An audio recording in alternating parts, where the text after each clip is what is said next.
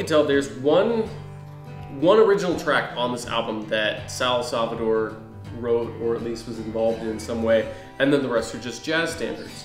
So that means then that this entire album is basically a repress of some music that he created at some point in time. So Roulette Records, founded in 1956 by George Goldner, Joe Kolsky, Morris Levy, and Phil Calls. Don't know much about Joe Kolsky and Phil Calls, but George Goldner and Morris Levy are really interesting. I started noticing things with George Goldner, who was, I guess he's considered responsible for finding Frankie Lyman and the Teenagers, who I think were originally just called the Teenagers. And he also had a shitload of gambling debts and owed a lot of money to the mob. Morris Levy might as well have been a mobster. He threatened to kill Herman Santiago.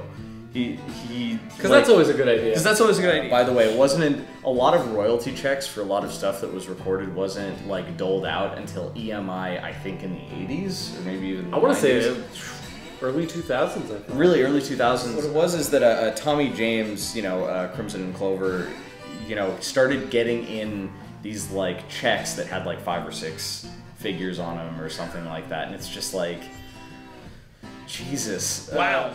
And that's the end of the episode. Thank you very much for sticking around and watching the whole thing. Like, subscribe, comment, click down below the thingy. Exactly, and then click the other thing for the other thingy. And then watch our other videos, and then watch the next video, and watch the last video, so watch our things. We promise they're very similar, but very enjoyable. Have a good one. Bye.